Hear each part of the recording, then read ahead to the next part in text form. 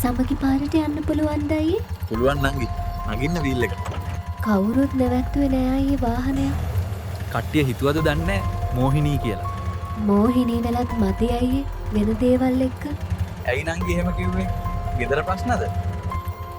ප්‍රශ්න නම් තිබුණ නැත්තේ බැඳලා මාස 2-3ක් යනකම් විතරයි අයියේ.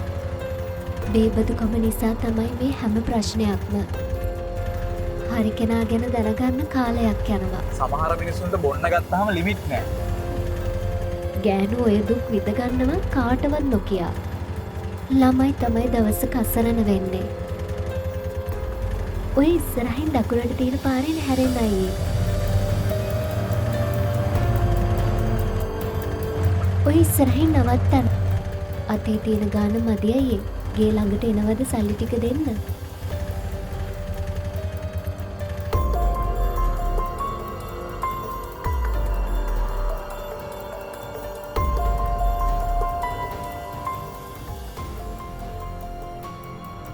අනේ අයියේ අපිට උදව් කරන්න.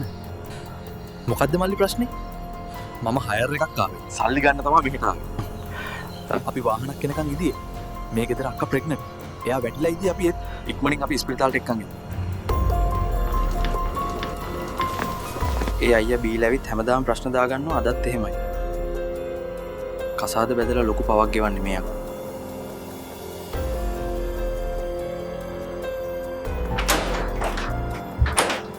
මොකක් හරි වාසනාවට ළමයව අපිට බේරගන්න පුළුවන් වුණා.